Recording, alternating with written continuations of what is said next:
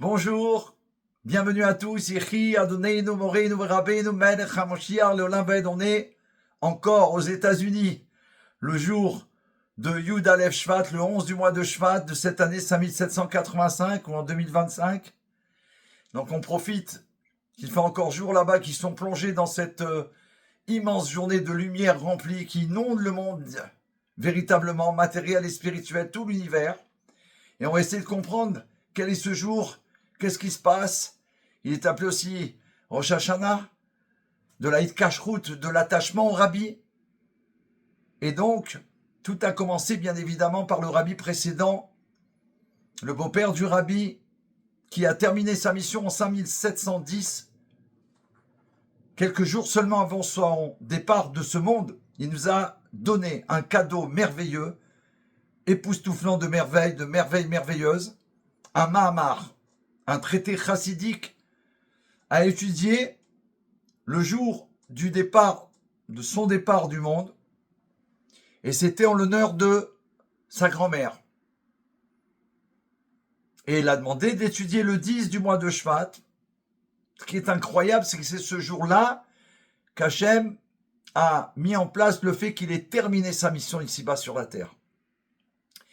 Et donc, en fait, ce Mahamar, ce cadeau, ce traité chassidique est devenu en quelque sorte sa volonté et son témoignage pour notre génération. Le traité complet contient 20 chapitres divisés en 4 sections. La première section, chapitre 1 à 5, est intitulée, et en plus célèbrement connue mondialement, Bati Legani, et devait être étudiée le 10 du mois de Shvat, donc comme hier. La deuxième section intitulée Ayoshevet Baganim, du chapitre 6 jusqu'au 10, était pour le 13 du mois de Shvat, qui est le jour du départ de ce monde de sa maman, de sa mère sainte, Kadosh, et les deux sections suivantes n'ont pas de titre. Mais la troisième section était destinée à être étudiée au moment de Purim, cette année-là. Et la quatrième et dernière section, du chapitre 16 au 20, avant donc celle de Purim, c'est du chapitre 11 au 15. La quatrième et dernière section du chapitre 16 au 20 était destinée à être étudiée le 2 du mois de Nissan. Bet Nissan, date chassidique mondialement connue, riche d'enseignements à propos de la venue de Mashiach, et qui est en rapport justement avec le jour du départ de ce monde du père au rabbi précédent, le rabbi Rachab, 5e rabbi de Lubavitch. Pendant les 20 premières années, donc de 5711 à 5730, à l'occasion de l'anniversaire du décès, du départ de ce monde de son beau-père, le rabbi précédent, notre rabbi, le roi Mashiach, enseignait un chapitre du traité de manière très approfondie et très élaborée. Ainsi, en 20 ans, il a accompli un cycle complet et en 5731, donc 1971, le rabbi commença le deuxième cycle. Mais pour une raison inconnue, il ne l'a pas terminé. Il a enseigné le chapitre 18, une seconde fois en 1988, et ensuite il a arrêté. Ça, ce sont les faits. Il doit y avoir une raison profonde à cela, bien évidemment.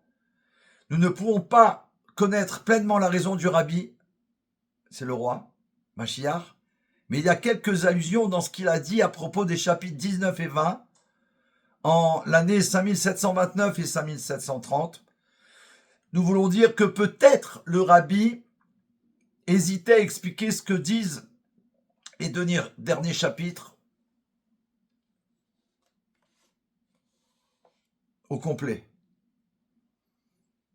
Mais avant de commencer avec le 19e chapitre de Bati Legani, notons de plus près qu'il s'agit que depuis que le rabbi a commencé à diriger officiellement les chassidim, à l'époque, quand il a prononcé et que c'est donné ses explications, c'était la 58e année, qui est la valeur numérique du mot hébreu chen, Chet et Nun, qui veut dire la grâce.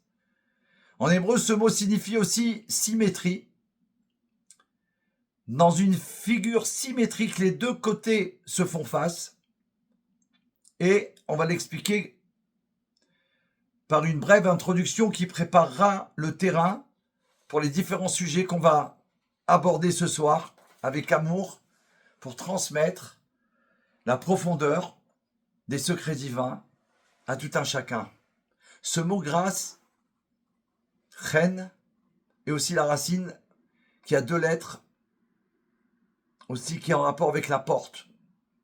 Du mot, la racine des 2 lettres du mot Vayachan, il campa au singulier, que la Torah fait référence au campement du peuple juif devant le mont Sinaï, avant de recevoir la Torah. Pourtant, la Torah choisit de dire cela au singulier, il campa, au lieu de ils campèrent. On était des milliers. Les sages expliquent que contrairement à toutes leurs autres campements, cette fois-ci, le peuple juif était uni comme un seul individu, avec un seul cœur et aussi avec un seul but. L'unité que le peuple avait face à la montagne sur laquelle la Torah sera donnée est venue rectifier une situation similaire dans laquelle il faisait face aux Égyptiens sur la mer. Là, la Torah utilise également le singulier. Et voici, l'Égypte les poursuivait, non pas les Égyptiens, mais l'Égypte, ce qui nous indique que les Égyptiens aussi, dans leur tentative de capturer, de rattraper le peuple juif, étaient unis comme un seul individu, doté d'un seul cœur, c'est-à-dire dans un seul but. Incroyable. Dans le Talmud, les sages nous enseignent que le rassemblement d'unité des méchants, des Réchaïm, est mauvais pour eux et terrible pour le reste du monde. Tandis que le rassemblement des justes, des tzadikim, leur est bénéfique et profite au monde entier. Comment pouvons-nous faire la différence entre l'unité des méchants, des Réchaïm, en hébreu, et l'unité des tzadikim, des justes? Concernant les méchants, il est dit que leur unité est d'un seul cœur, comme d'un seul homme. Là, pour les méchants, le cœur précède l'homme, c'est-à-dire l'esprit, l'intellect. Les méchants s'unissent pour suivre leur cœur, pour atteindre ce que leur cœur désire.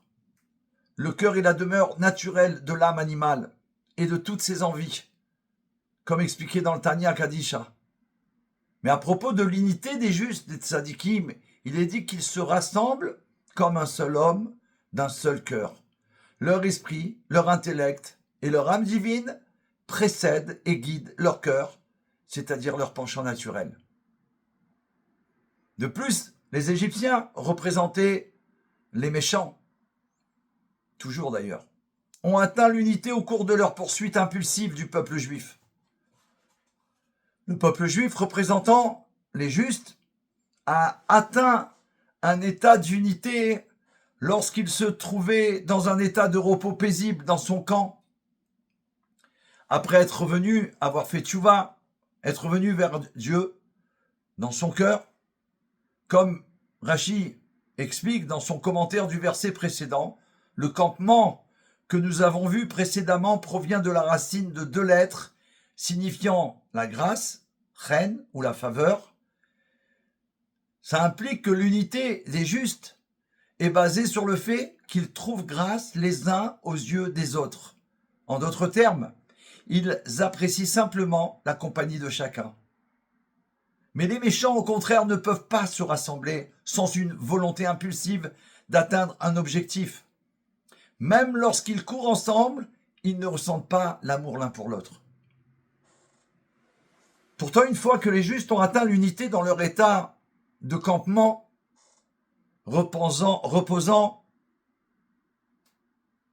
Vaïchan, ils campent, ils doivent commencer à bouger et à poursuivre un objectif ensemble. Les 2 lettres qu'on a vues déjà du mot chen, la grâce, correspondent à la valeur numérique de 58. Et là, on a vu au début que cet enseignement de Torah est en rapport avec la 58e année de la direction du Rabbi Melech HaMashiach. Et aujourd'hui, on est à la 75e année.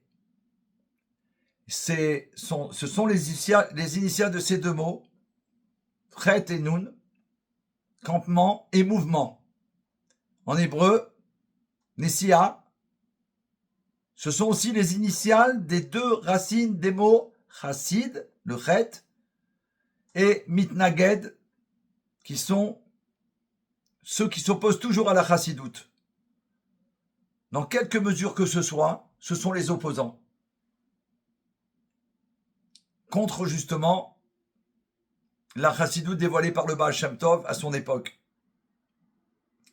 À la voix du Baal Shem Tov, justement, ainsi ces deux sont destinés à trouver grâce, c'est-à-dire l'un aux yeux de l'autre. Transformer justement cette opposition de toujours jusqu'à arriver à la vie de Mashiach, c'est-à-dire tout de suite, immédiatement, à cette grâce, trouver grâce l'un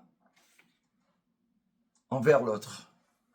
La phrase complète décrivant le campement devant le mont Sinaï se lit comme suit. Israël campait là face à la montagne. Vaïchan Sham Israël Neged Ahar. La valeur numérique de ces mots est 1222, soit 2 fois 611, qui est la valeur numérique du mot Torah. Torah égale 611, 2 fois 611, 1222, qui représente la phrase Israël campait là face à la montagne. Et c'est aussi le produit de 26 et 47, c'est-à-dire du nom du Shem Havaya, 26, et Eke, un autre nom divin, Yudke Vavke, qui se lie aussi Aleph, séparation, et Yud, et. Et c'est aussi une belle unification de ces deux noms de Dieu. Les deux premiers mots, Kampela, Vaïchan, Sham, égale à 414, ou 2 fois la valeur de la lumière. Le mot lumière en hébreu, or, Aleph, Vav, Resh. Il est égal à l'infini, En Sof. C'est aussi la valeur de l'expression, en hébreu, source de vie, Makor Chaim, Mekor Chaim, pardon, la source de la vie, et aussi le mot Ve'ahavta, et tu aimeras, qui commence le premier paragraphe du Shema Israël. Juste les mots face à la montagne, Neged Ahar égale à 267, ou Merkava, qui veut dire un char, comme Avraham, Yitzhak et Yaakov, qui sont appelés le char, chacun à leur époque, de Hachem, faisant allusion au secret du chariot divin, que nous contemplerons longuement beaucoup plus dans le Mahamar. Et là, il explique qu'ensemble, 414 et 267, Vaïchan, Sham, Neged, Ahar est égal à 681, soit 3 fois le mot bénédiction, bracha. Bracha égale 681, soit 3 fois le mot bracha, qui fait allusion à la triple bénédiction de la Torah, comme on l'a déjà étudié ensemble. La bénédiction sacerdotale, et de plus 681 est la valeur du shofar. Teroua est égal à la même valeur numérique, 681. Inhérent au pouvoir d'unification, le son du shofar et le son qui fait briser notre attachement au matériel et au banal, comme dans le verset sonner du shofar pour Havaya toute la terre. Finalement, avec tout ce qu'on vient de dévoiler, la valeur numérique de la première du milieu et de la dernière lettre de la phrase Israël campé là face à la montagne, je répète, la valeur numérique de la première lettre du milieu et de la dernière lettre de la phrase Israël campé là face à la montagne, qui est Resh du mot Israël. Alors la première lettre, pardon, Vav. Ensuite le Resh d'Israël, Vayacha le Vav, Sham, Israël le Resh, et Ahar le Resh aussi. Donc Vav, Resh, Resh. Vos 406, 200 et 200. Ah, c'est un Vav, pardon. Oui, c'est ça. Vav, 6. Resh, 200. Resh, 200, 406. Et il explique que c'est 28 qui est le triangle de 28. La somme des entiers de 1 à 28. 406 est aussi 7 fois le mot qu'on a parlé dès le début du Mahamar, Chen, la grâce, faisant allusion aux 7 types de justes parmi les enfants d'Israël qui ont reçu, ils sont en harmonie totale avec la présence divine, comme cela va être expliqué. La victoire qu'on a étudiée, Netzar, la Sphira, rappelez-vous, qui veut dire aussi la victoire ou l'éternité, comme on peut aussi le traduire, est le sujet du chapitre 19 du traité, qui poursuit le sujet abordé dans l'ensemble des 2 dernières sections du traité, du Rabbi, donc dans le chapitre 11 jusqu'à 20. Et là, on parle du 19e chapitre, en rapport avec la victoire, ou l'éternité, et bien sûr le nom d'une Sphira qu'on connaît, un verset clé concernant la victoire, l'éternité, et, voici le verset, et l'Éternel d'Israël ne mentira pas et ne changera pas d'avis, car il n'est pas un homme pour changer d'avis. Nous voulons comprendre comment la victoire se manifeste dans le psychisme, à l'intérieur de nous. Comment? Le jour où un juste, il termine sa mission, Istalkut, et le jour où l'essence de son âme se révèle, et le jour où toute son œuvre monte avec lui, atteignant son point culminant. Nous avons expliqué dans d'autres endroits que l'essence du Rabbi précédent est en relation directe avec la Sphira de Netzar, la victoire. Selon cela, l'essence du Rabbi de Lubavitch, le suivant, est la reconnaissance, ce qui fait suite à Netzar, la victoire. Netzar, Od. Le Rabbi Melech HaMashiach, c'est la reconnaissance ou l'action de grâce. Ces 2 sphirotes, Netzar et Od, sont considérés comme les 2 moitiés d'un même corps, expliquant le lien intrinsèque entre le Rabbi et son beau-père, lien qui a été officiellement révélé le 10 du mois de Shvat. Pour cette raison, chaque fois que le Rabbi mentionne son beau-père, il continue de lui donner le titre de leader de notre génération, tout le temps. Le contexte de la victoire dans ce traité, dans ce Mahamar, est celui d'un roi qui, pour vaincre son opposition, là on rentre dans le débat, le sujet profond de la Géoula. Donc, la victoire pour un roi, pour obtenir la victoire, pour vaincre son opposition, va sortir son trésor le plus précieux. Un trésor qui n'a jamais sorti auparavant de sa chambre au trésor personnel, intime. Ce trésor est l'arme secrète qui permettra au roi de gagner la guerre, d'être victorieux, véritablement. Au moment critique, lorsque l'occasion se présente de gagner la guerre, une fois pour toutes, et d'écraser son opposition, le roi ouvre sa chambre des trésors intime et va lui-même sortir son trésor, qui est l'arme secrète. Et écoutez cette merveille merveilleuse, et il la distribue gratuitement à ses soldats, leur donnant à tous dont ils ont besoin pour être victorieux et gagner la guerre.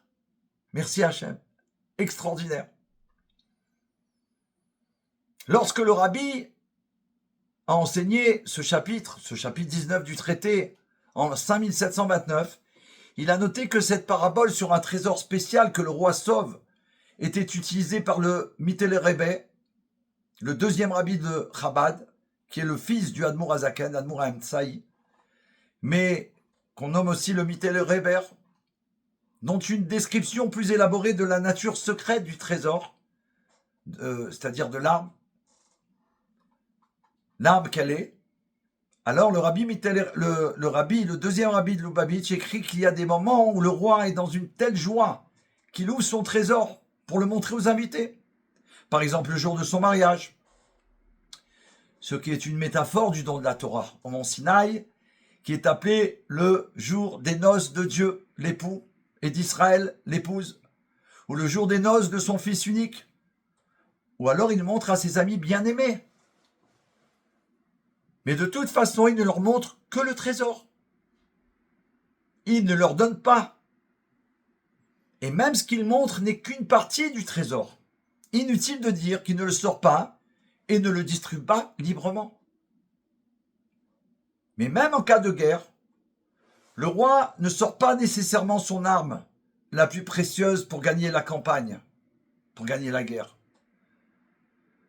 Le Mittler Rabbi, le deuxième rabbi de Lubavitch, fait la distinction entre deux types de guerres. Très important d'assimiler ça. Il y a une guerre que le roi mène pour augmenter la taille de son royaume et glorifier son nom. Pour ce type de guerre, il utilisera une partie des trésors, mais il le fera de manière conservatrice et mesurée. Il ne va pas tout gaspiller, il ne va pas tout donner, parce que lui-même n'est pas en danger. C'est une guerre d'expansion. Il pèse soigneusement quelle partie de ses trésors utilisés dans la guerre et quelle partie gardée sous clé. Mais il existe alors un autre type de guerre lorsque le roi lui-même s'y oppose. Quelqu'un ou quelque chose mène la guerre non seulement pour conquérir son royaume, mais aussi pour détruire le roi lui-même. L'opposition veut détruire tout ce que le roi représente dans le monde et tout ce qui constitue son but dans la vie. C'est dans ce type de guerre que le roi ouvrira sa chambre au trésor, en sortira son arme la plus précieuse et la plus secrète et la distribuera librement et sans aucune réserve à tous ses soldats. Chayalé Bet David, les soldats de la maison. Chayalé Bet David, les soldats de la maison du roi David. À tous ces soldats, tous les Tzivot Hashem, tous les enfants d'Israël. Quel que soit leur entraînement, quelle que soit leur capacité, etc., le soldat recevra l'arme et chaque soldat pourra utiliser gratuitement ce trésor afin d'apporter la victoire au roi. C'est la parabole qu'écrit le deuxième rabbi de Lubavitch. Si nous sommes prudents dans notre lecture, nous remarquerons que le deuxième rabbi, comprenait 4 niveaux de révélation du trésor. Du niveau le plus bas, c'est-à-dire lorsqu'il montre le trésor à un ami, bien-aimé, jusqu'au moment où il le montre. Cela, on a dit, lors de son mariage, ou du mariage de son fils, pour la guerre d'expansion à la guerre de survie. 4 niveaux. En outre, les 2 types de guerre correspondent à ce que le langage juridique juif appelle une guerre obligatoire et une guerre permise. Dans la première situation, le roi juif est obligé d'emmener le peuple combattre, par exemple pour sauver des vies juives, des oppresseurs ou pour conquérir la terre d'Israël. Dans la seconde situation, il n'est pas obligé, mais est autorisé à s'y livrer pour diverses raisons. Dans le cas d'une guerre non obligatoire, le roi est soumis à de nombreuses limitations quant à l'étendue de son engagement dans la campagne, dans la guerre. L'arme secrète. Les secrets, des secrets, racines, des racines. Quelle est l'arme secrète que le roi distribue à notre génération pour gagner la bataille finale? Dans les termes les plus généraux possibles, le trésor, ce sont les secrets, des secrets, de tous les secrets de la Torah. Dans le Zohar, Rabbi Shimon Bar Yochai dit qu'avec ce livre, avec les secrets de la Torah révélés dans le Zohar, nous sortirons de l'exil avec miséricorde et compassion. Il semble que dans notre génération, il n'y ait plus de secrets. Il semble que depuis l'époque du Baal Shem Tov à Kadosh, et plus encore depuis et depuis le Rabbi, et ainsi de suite, le Mittel Rabbé, tous les Rebbeim, tout a été révélé ouvertement. Pourtant, même parmi les secrets de la Torah, certains secrets restent encore inconnus. Dans la Kabbale, ces secrets entrent dans la catégorie des 32 chemins de la sagesse, qui s'unissent aux 50 portes de la compréhension. Cette unification est le secret du mot Levanon, le Liban, Levanon, apparaissant dans le verset, une source d'eau, un puits d'eau vive jaillissant du Liban. Les lettres de ce mot peuvent être divisées pour lire Lev, à propos du mot Liban, Levanon, et le nom de la lettre est Nun, dont la valeur est 50. Lev égale valeur numérique 32, on a dit les 32 voix, et 50, la valeur de la lettre Nun. C'est notre trésor caché que personne n'a jamais vu. Les 32 voies, les 32 chemins, les 32 voies où le chemin est caché. Pas même l'oiseau de proie, symbole du roi David, ni le faucon, toujours, qui pose ses yeux. Comme dans le verset, il y a un chemin qu'aucun oiseau de proie ne connaît et qu'aucun œil, et que même l'œil du faucon n'a pas vu. Et en rapport avec la 50e porte, qui est la porte de la compréhension, elle n'a pas été atteinte, même par Moshe Rabbeinu au cours de sa vie. Cette unification doit être comprise même par le soldat le plus simple, de manière à pouvoir l'utiliser pendant la bataille afin de gagner la guerre. Mais comment c'est possible? Ceci est mentionné dans la Chassidoute comme une manière par laquelle l'individu peut en tirer sa subsistance. La distribution de ces secrets, des secrets de la Torah, c'est ce que le roi retire maintenant de ses trésors et distribue gratuitement à quiconque veut devenir son soldat. Nous en avons parlé à plusieurs reprises, dit le Rav Ginsburg, au nom du Rabbi Roi Mashiach, dans notre génération, celle qui doit vaincre. Il n'y a plus de secrets. Les secrets doivent être expliqués, même aux soldats les plus simples, de manière à ce qu'il ou elle puisse les intégrer pleinement dans sa compréhension. Alors, ils pourront se lancer dans leur mission avec joie, gagner la guerre et ramener le Mashiach. Extraordinaire. Il y a une phrase particulière que le rabbi précédent utilise dans le traité chassidique, dans ce Mahamar extraordinaire, pour décrire le trésor et l'arme secrète qu'il contient. L'expression est la suivante, c'est une citation du Tikkuné Zohar, et elle se lit comme cela, en français, la lumière infinie atteint le haut sans fin et le bas sans limite, sans extrême. Ainsi, le trésor du roi est la lumière infinie de Dieu qui rend équivalent les royaumes supérieurs et les royaumes inférieurs. Car elle imprègne également toute la réalité. Si nous voulons comprendre la nature de l'arme secrète que le roi nous distribue, à nous, ses soldats, nous devons approfondir notre compréhension de cette déclaration. Il faut comprendre, il faut méditer. Mamash.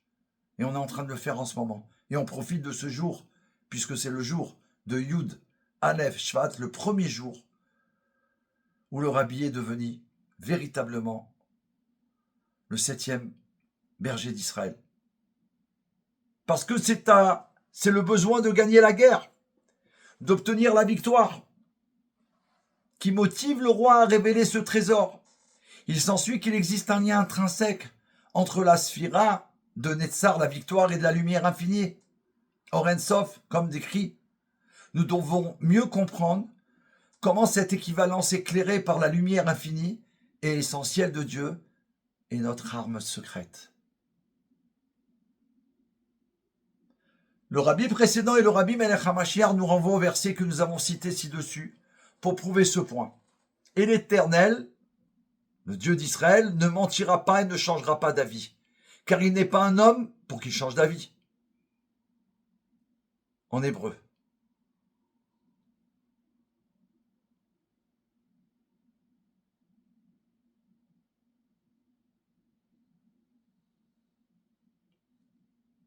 Quand il parle de l'éternité ou de la victoire d'Israël, ça fait référence à Dieu. Et Dieu n'est pas un homme, dans le sens où les hommes sont dynamiques, mais changeants. Mais Dieu est le même toujours et partout, peu importe jusqu'où vous montez ou jusqu'où vous le recherchez. Dieu est immuable. Comme le dit le verset, moi, Dieu, je n'ai pas changé. Il est le même que vous alliez en haut, c'est-à-dire le rechercher ou rechercher la raison la plus élevée de la création, et que vous alliez en bas, c'est-à-dire rechercher le but ultime de la création. Il est le même. Qu'est-ce que cela signifie? Nous devons donner une explication plus simple. Regardons le contexte de ce verset sur l'éternité d'Israël, ou plutôt sur la traduction du verset l'Éternel d'Israël, le Dieu d'Israël. Le prophète Shmuel, Samuel en français, dit ces paroles au roi Shaoul, après qu'il n'a pas confessé sa faute de ne pas anéantir Amalek. En d'autres termes, Shmuel a dit à Shaoul qu'il ne peut pas confesser sa faute parce qu'il n'est pas connecté à l'Éternel d'Israël, au Dieu d'Israël. Il n'est pas connecté à l'aspect de Dieu qui est le même en haut et en bas, comme on vient d'expliquer. Moi, je n'ai pas changé. Le roi Shaoul suivait l'exemple d'Adam qui, interrogé par le Tout-Puissant concernant sa faute de manger de l'arbre de la connaissance, était également incapable de la confesser. Au lieu de cela, Adam a immédiatement rejeté la faute sur sa femme, comme connu et comme déjà étudié, sa femme Chava, Ève en français. Mais Dieu, dit Shmaoul, n'est pas un homme. Ou traduit encore plus littéralement, Dieu n'est pas comme Adam. Pour cette raison, Dieu a renoncé à la souveraineté de Shaoul, il a destitué et a oint le roi David à sa place, David Améler. David fut le premier à commencer à rectifier la faute d'Adam Arishon, du premier homme. David aussi a fauté, mais confronté au prophète Nathan, il s'écria immédiatement et naturellement, « J'ai fauté envers Dieu ». David avoue simplement et naturellement, sans y réfléchir à deux fois à ce propos. La Torah dit « Heureuse est la génération dont le chef faute, se confesse immédiatement et apporte un sacrifice, car il ouvre ainsi la voie à l'avènement du Mashiach. » Ce que n'avait pas fait Shaoul et Adam. Nous aurions pu penser cela à cause des lettres hébraïques de Adam, Aleph, Dalet, Mem, sont les initiales de Adam, le premier homme, David, le roi, et Mashiach. David agirait exactement comme Adam.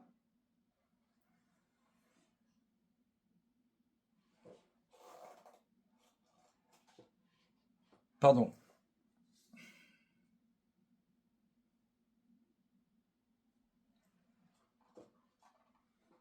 David n'a pas fait comme Adam, il n'a pas agi comme lui, à fuir sa responsabilité de sa faute.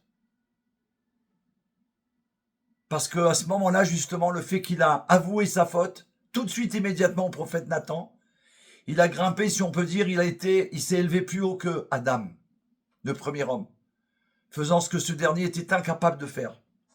Après avoir réalisé qu'il avait fauté dans sa conscience, David comprit qu'il avait été choisi pour agir comme intermédiaire qui relie Adam, l'état initial de l'humanité, au monde. Mashiach, qui est l'état rectifié de l'humanité, le Mashiach est celui qui comprend ce secret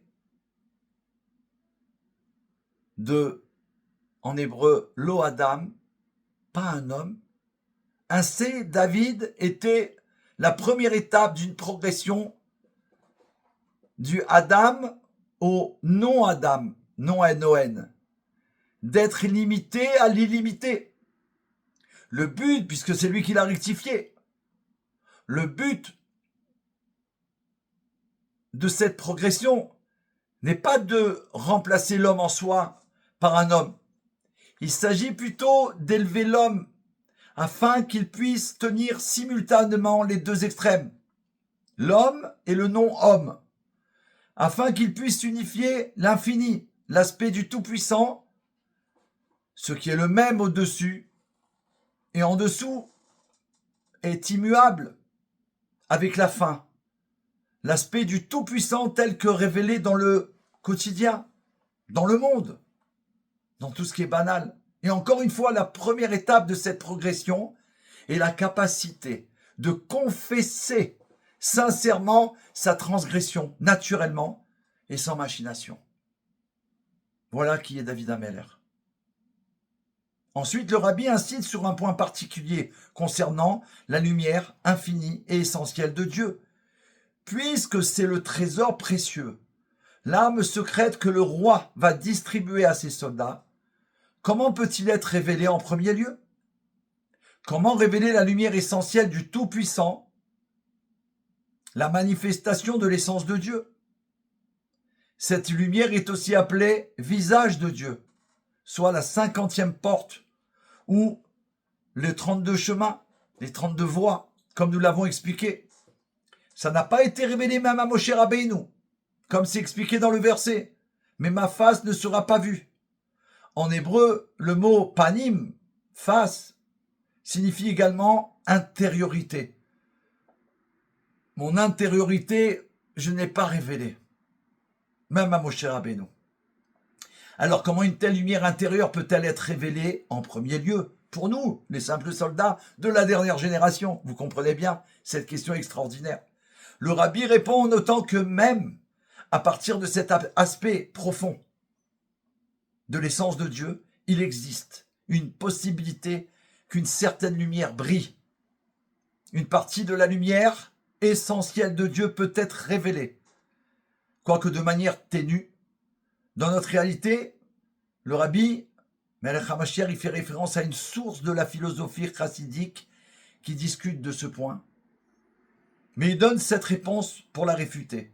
Il dit que ce n'est pas ce que le rabbi précédent voulait dire lorsqu'il faisait référence au trésor distribué gratuitement. Car alors, ce ne serait qu'une légère révélation, comme des gouttes d'eau coulant d'en haut. Mais le roi distribue, le rabbi précise clair, le roi distribue son trésor librement à tout le monde et il l'offre de telle manière que chacun puisse le comprendre.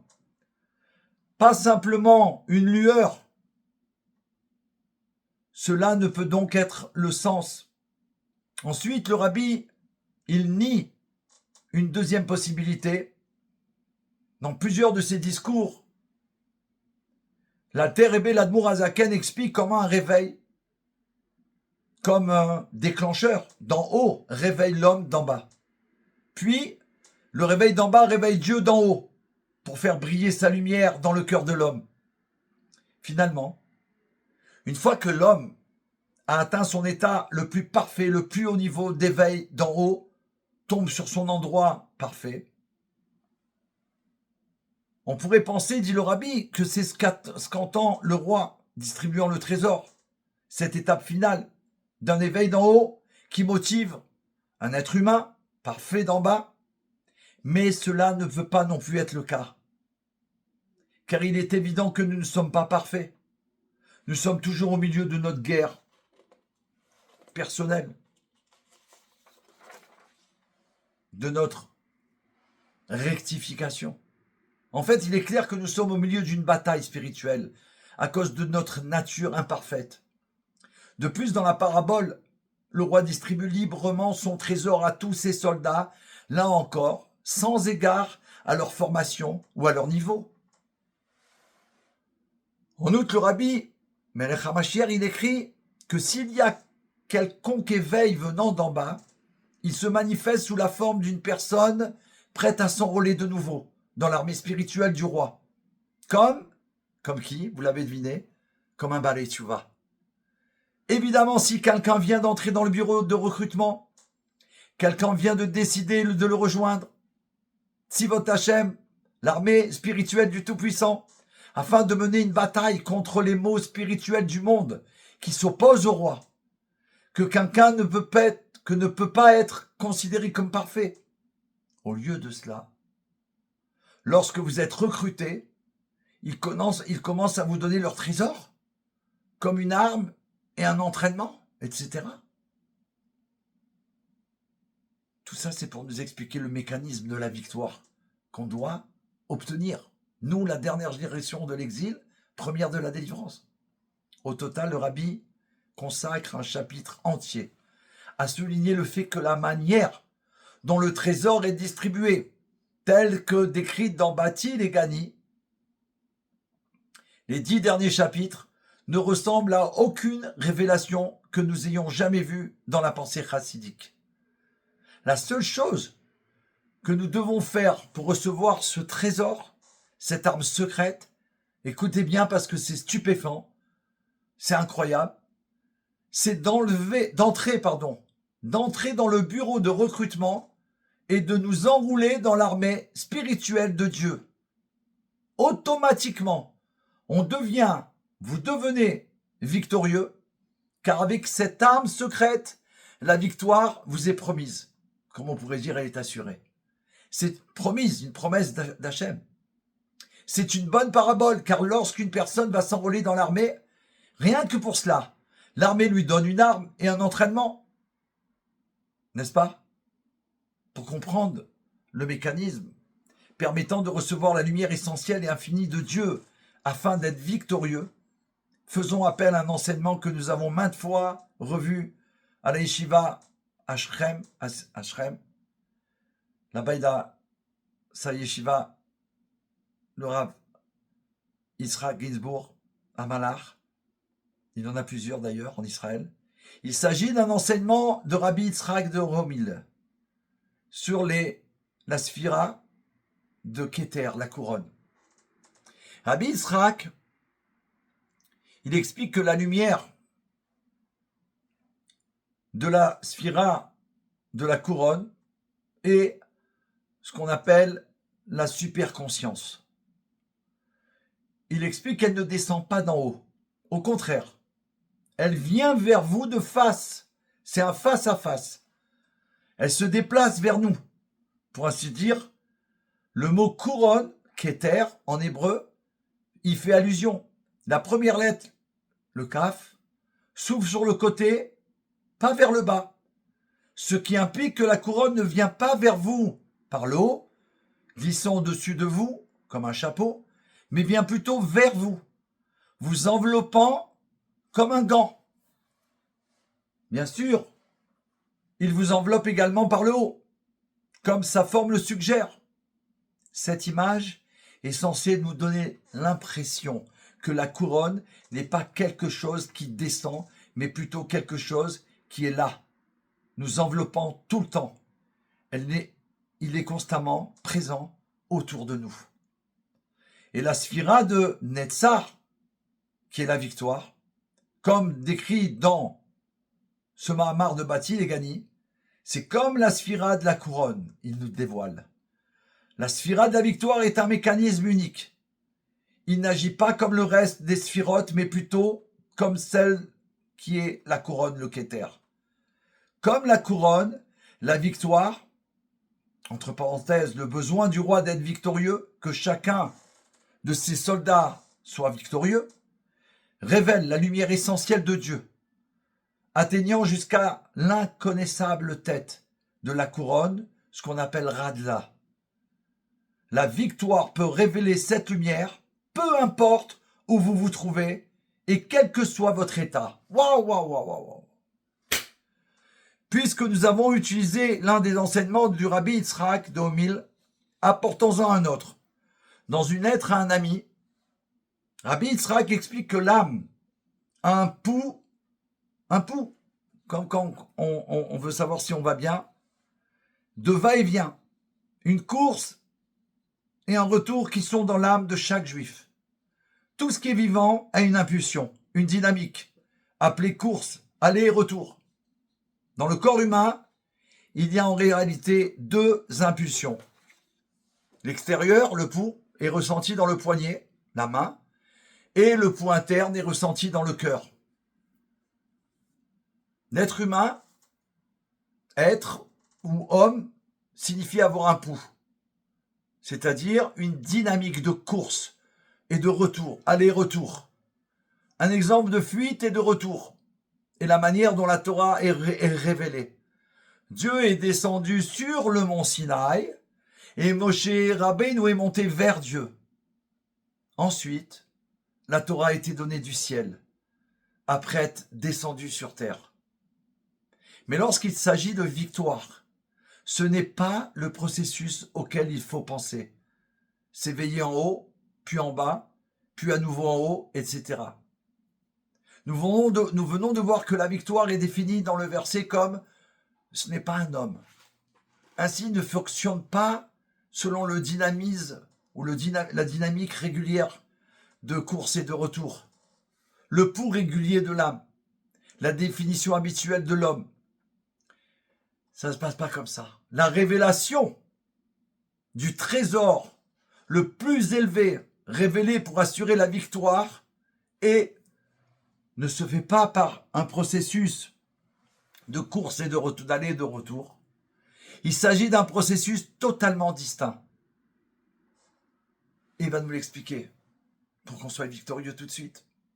Amen. Lorsqu'une nouvelle recrue reçoit une arme, ce n'est pas dans le sens d'une course et d'un retour. Bien que le mot hébreu pour victoire, Netzar, signifie aussi éternité, comme nous l'avons noté plus haut. La nouvelle recrue ne pense pas à la vie éternelle. Au contraire, il est sincèrement prêt à donner sa vie pour la victoire. En fait, pour être victorieux, vous devez être prêt à vous battre pour l'éternité et être prêt à renoncer à l'éternité, c'est-à-dire à la vie. Ainsi, lorsque vous acceptez d'être recruté pour cette cause visant à gagner la guerre spirituelle du roi, vous recevez immédiatement son trésor et son arme les plus fiables, des secrets de la Torah, sans aucun effort de votre part. Et vous n'avez pas besoin de noter ces secrets ci-dessus. Vous découvrez qu'ils sont en vous, où vous êtes dans votre état actuel. En termes simples, vous réalisez que vous êtes vous-même le trésor. Le trésor est en vous-même. Hachem, merci. C'est merveilleuse. Un autre point important que le rabbi, là on a le code secret pour être victorieux et de quelle manière il faut le faire en s'engageant, comme ça vient d'être révélé. Merci Rabbi Yitzhak Ginsburg Amalar. Merci Rabbi Melech HaMashiach, bien évidemment, pour l'éternité. Un autre point important que le rabbi fait valoir à propos de la victoire est que vous pourriez être enclin à penser que le verset de Shmuel implique que Dieu est l'Éternel d'Israël. En d'autres termes, Dieu a créé la victoire pour lui-même. Mais le vrai sens est que la victoire a toujours été signifiée pour Israël, pour le peuple juif. La victoire est son mécanisme, particulier de révélation de l'essence de Dieu était, dès le moment de la création, destiné au peuple juif et placé dans le peuple juif. C'est la victoire, éternité d'Israël. Dès l'instant où un juif prend conscience de la nécessité d'être victorieux, s'éveille à son objectif de gagner la bataille contre toute opposition contre le roi, le trésor, les secrets de la Torah, la lumière infinie de Dieu apparaît en lui.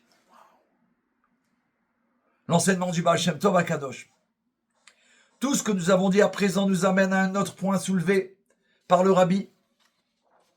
Cette fois, dans son Mahamar,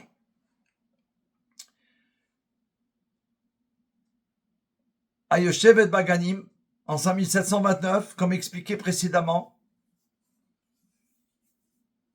c'est la deuxième section du livre complet de Bati Legani, qui comprend 5 chapitres, du 6 au 10. Lorsque le rabbi précédent écrivit le traité, il nota que la deuxième section devait être appelée le 13e de Shevat, du mois de Shvat. Le 13, Shvat.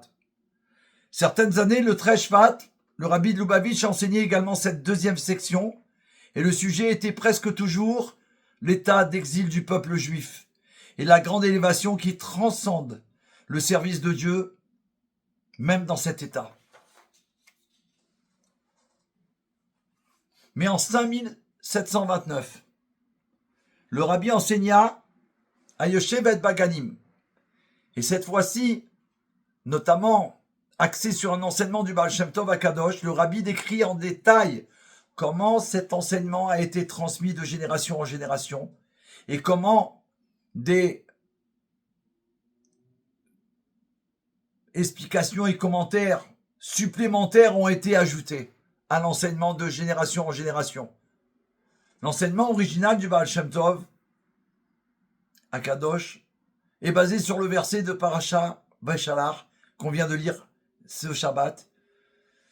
Et la mer,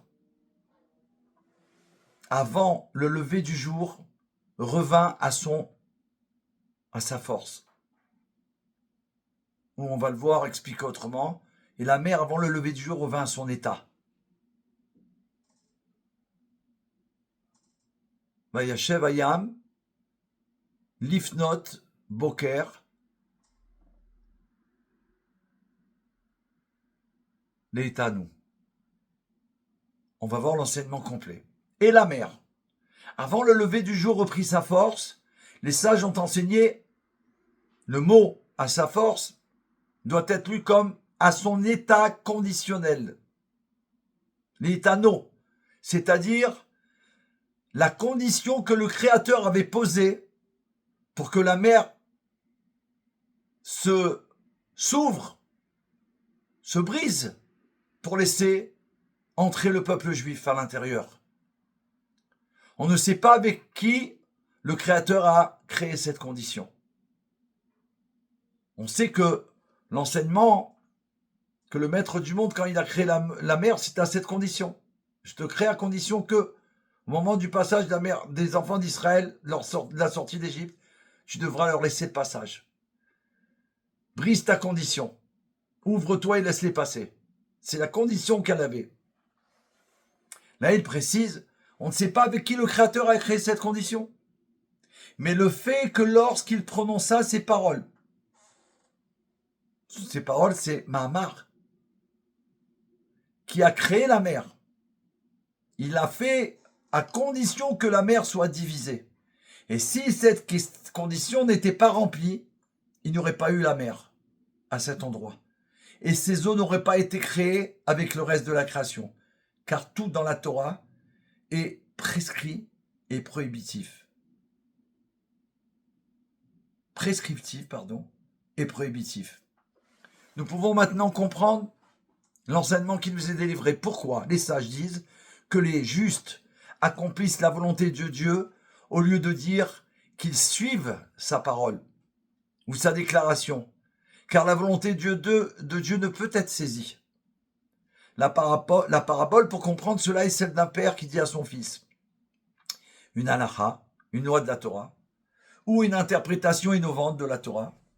Et le fils, grâce à l'acuité de son intellect et à sa pensée complexe, est capable de réfuter les dires de son père et propose une interprétation différente.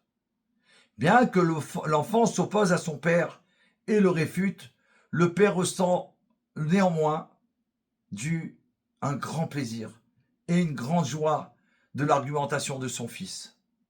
Comme dit dans le verset, « Sois sage, mon fils ». Et c'est ce que veut dire le père. Bien plus que si le fils avait accepté tranquillement ses paroles. De même, le juste dirige, si on peut dire, gouverne par sa crainte de Dieu. Et c'est le sens de l'expression « ils font sa volonté », même s'ils ne font pas ce qu'il a dit ou ce qu'il a prononcé. Ceci explique maintenant l'histoire du rabbin Pinchas ben Yair, qui dit à la rivière «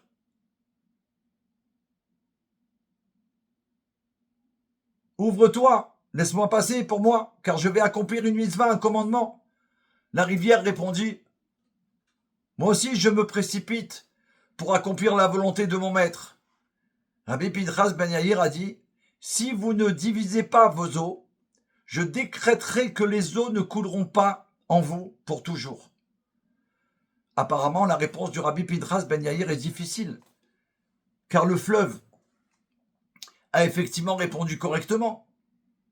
Mais, avec ce qui a été expliqué ci-dessus, cela peut être compris, Dieu a prévu pour tous les actes de création qu'il fasse la volonté des justes, même si cela signifiait aller contre leur nature. Et l'inverse est également vrai. Voici donc ce que Rabbi Pinchas ben Yair a dit.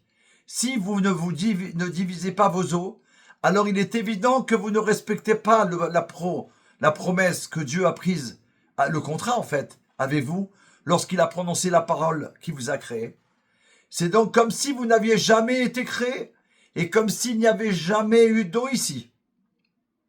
Bien sûr, cela signifie aussi que l'eau ne coulera jamais en vous. C'est aussi ce que Yoshua bin Nun, le successeur de Moshe Rabbeinu, a fait lorsqu'il a dit au soleil de s'arrêter.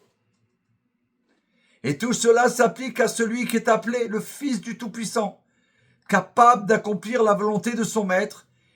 Et qui est-ce? La personne qui garde son alliance et est donc appelé un juste, le fondement du monde.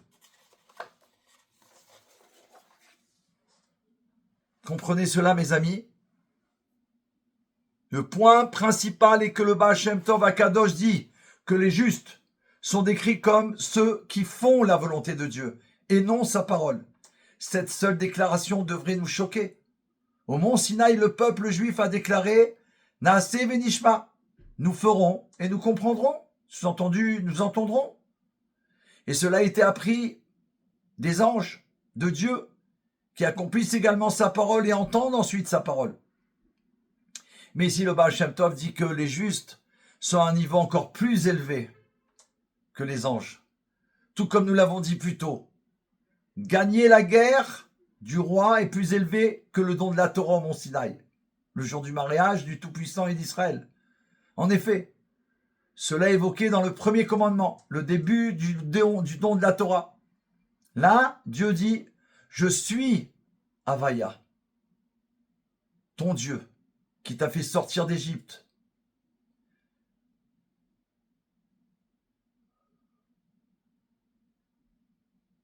de l'esclavage, de la maison de servitude.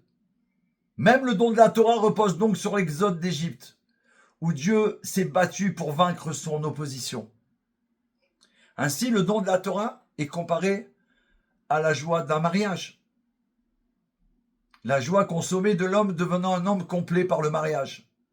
Mais la guerre contre ce qui s'oppose à l'essence même de Dieu, cette guerre nécessaire, le gaspillage et la libre distribution du trésor ultime de Dieu, d'une manière qui est appelée non-homme, Les anges nous ont enseigné le secret pour mettre en pratique la parole de Dieu avant même de l'entendre. Mais le Baal Shem Tov Akadosh révèle que le tzaddik, le juste, la personne qui part en guerre, est à un niveau encore plus élevé, et il accomplit la volonté de Dieu par sa parole. Une fois de plus, nous nous retrouvons avec la question de savoir quel est ce trésor. Quelle arme secrète Dieu donne-t-il aux justes, aux tzadikim, pour gagner la guerre? Avant de répondre à cette question, notons que bien que l'enseignement du Baal Shem Tov fasse clairement référence à ceux qui accomplissent la volonté de Dieu plutôt que sa parole, comme les justes, les tzadikim, le rabbi dit qu'il s'agit en réalité des Baalei Tshuva. Comment ça? Nous savons que le Mashiach vient rendre les Baalei Tshuva les tzadikim. C'est-à-dire, que va-t-il faire? Il va donner aux tzadikim, aux justes, qui n'ont jamais fauté, un avant-goût de la puissance de Tshuva. Puisqu'ils n'ont jamais fauté, ils ne peuvent pas devenir des Baalei Tshuva normalement. Donc c'est Mashiach qui va leur enseigner, leur faire vivre ce niveau-là, que eux, puisqu'ils n'ont jamais fauté, n'auraient jamais pu atteindre. Il va leur donner un avant-goût de la puissance d'un Baalei Tshuva. Ainsi, comparativement, le Baal Tshuva, qui inclut le tzaddik, le juste, qui devient un Baalei Tshuva, est celui qui fait la volonté de Dieu. Tandis que le juste, le tzaddik, n'est pas encore devenu un Baalei Tshuva. Il suit la parole de Dieu, c'est-à-dire la Torah révélée. Maintenant, qu'est-ce que cela signifie que le Baalei Tshuva fait la volonté de Dieu? Un Baalei Tshuva est quelqu'un qui dans le passé n'a pas fait ce que Dieu a dit de faire, surtout lorsqu'il s'agit de garder le caractère sacré de son alliance. Cela inclut la plupart des gens de nos générations. Par conséquent, sa rectification consiste à faire la volonté de Dieu. Ceci est pertinent pour un juste, qui est devenu un Baalei Tshuva aussi. Pour comprendre comment nous devons voir la nouvelle explication du rabbi sur ce que cela signifie, quand ça dit qu'il devient un Baalei Tshuva, en une phrase, l'innovation du rabbi est que la Tshuva peut être comparée à la parole des sages. Dieu fait un décret que le juste, le tzaddik,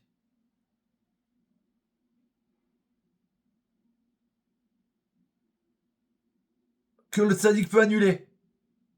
Dit le rabbi, le juste qui peut annuler les décrets de Dieu est le Baalei Tshuva. Explication de tout cela, de toutes ces merveilles merveilleuses. Il y a en fait deux déclarations selon ce format fait par les sages. La première est que le tzaddik prend un décret, émet un décret, et Dieu le réalise. La seconde est celle que nous venons de citer. Dieu fait un décret,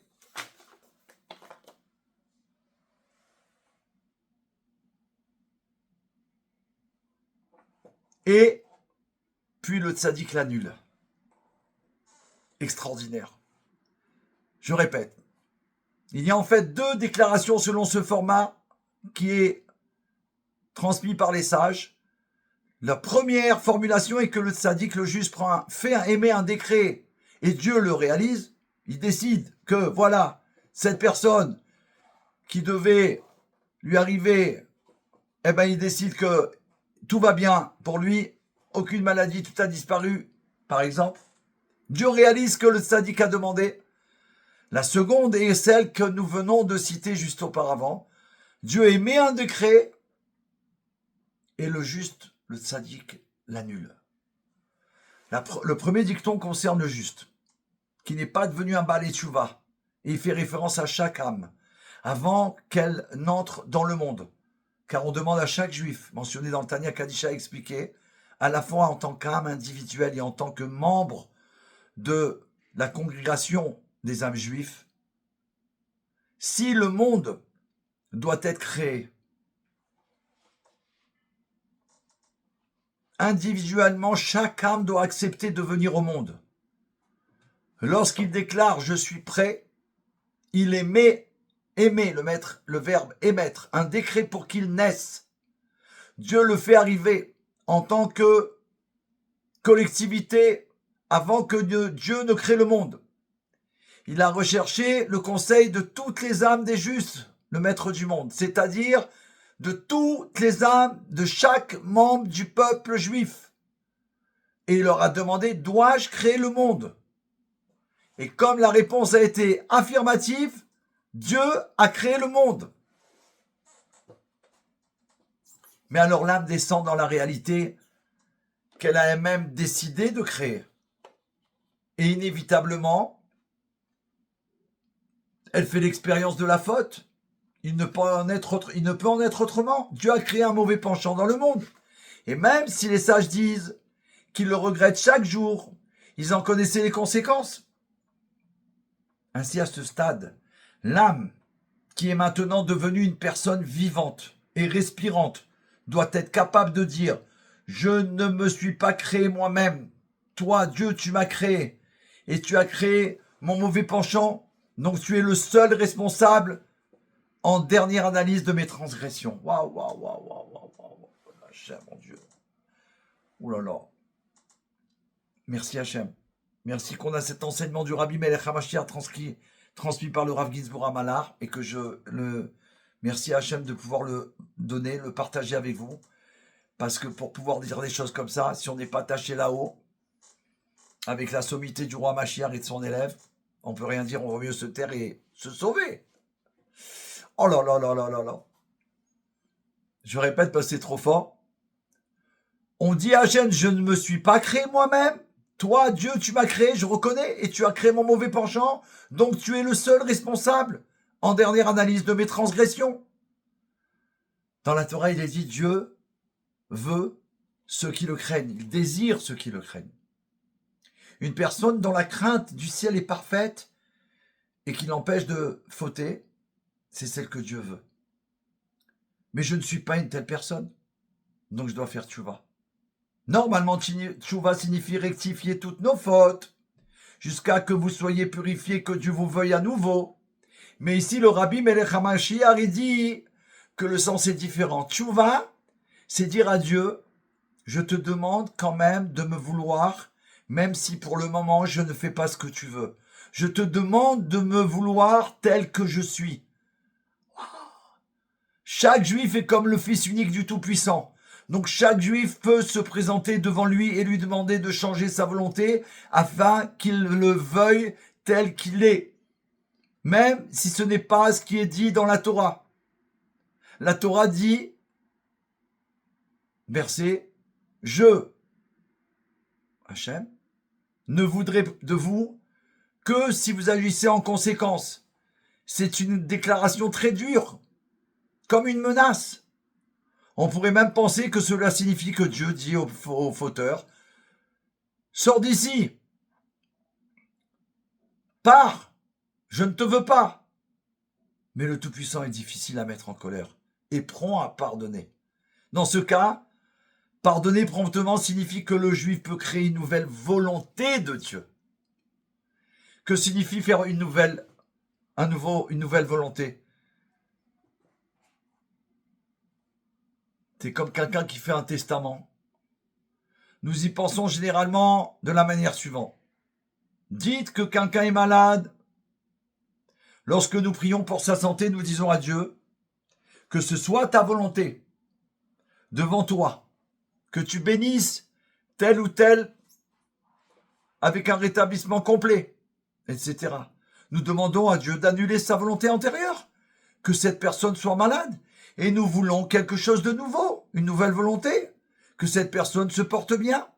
Mais en vérité, dit le roi Mashiach, même s'il y a ici un changement de volonté, cela ne veut pas être appelé une nouvelle volonté, car Dieu veut vraiment que tout le monde soit en bonne santé.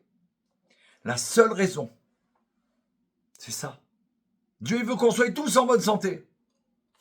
Car la maladie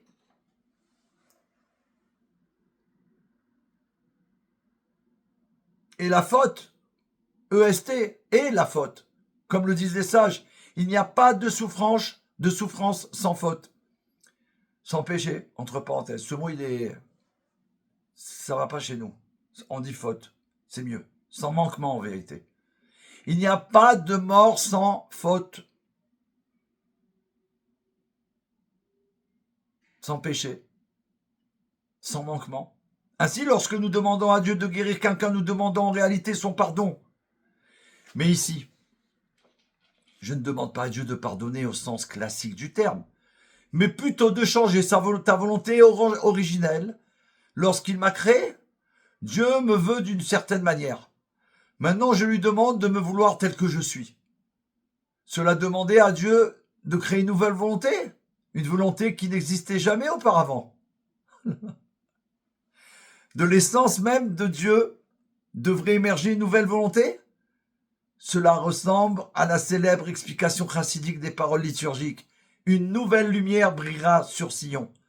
Non pas à nouveau, dans le sens où avant il y avait les ténèbres et maintenant il y a la lumière, mais cela fait partie, pour ainsi dire, de l'essence même de Dieu, qui par définition n'est pas lumière, et est donc vécue comme obscurité, devrait devenir une lumière visible. En même temps que nous faisons pas ce que Dieu a dit, donc pas sa parole, nous lui demandons de créer une nouvelle volonté. Ce faisant, nous faisons essentiellement la volonté de Dieu pour lui. Et c'est ce que cela signifie. Ceux qui font, c'est-à-dire font sa volonté.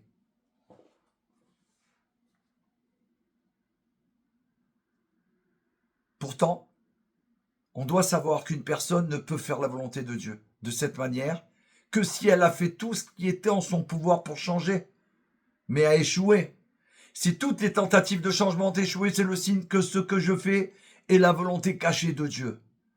C'est un point très délicat et très particulier.